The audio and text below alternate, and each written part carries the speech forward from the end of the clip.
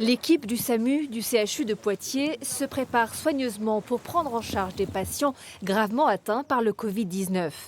Les malades doivent arriver de l'hôpital de Mulhouse par avion. À bord, 2 personnes en réanimation. Peu avant 14 heures, le petit avion se pose sur le tarmac de l'aéroport de Poitiers-Biard. Le transfert peut commencer. La porte est étroite, le patient est lourdement appareillé. Les soignants prennent leur temps pour descendre le brancard en douceur. À Limoges, même scénario. Là aussi, l'avion transporte 2 malades en provenance du Grand Est. Les arrivées d'aujourd'hui viennent compléter les transferts d'hier. Le Limousin et le Poitou-Charentes ont accueilli 12 patients en 24 heures.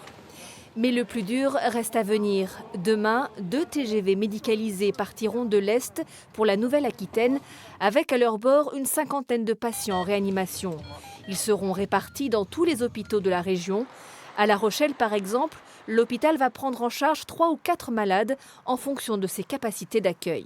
Les équipages sont chez nous constitués. Il y aura probablement 2 véhicules lourds qui vont partir.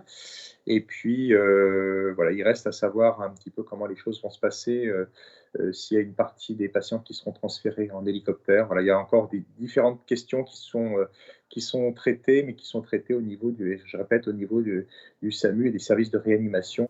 Ce week-end, une dizaine d'hôpitaux de la Nouvelle-Aquitaine participent à la plus grosse opération de transfert sanitaire jamais menée en France.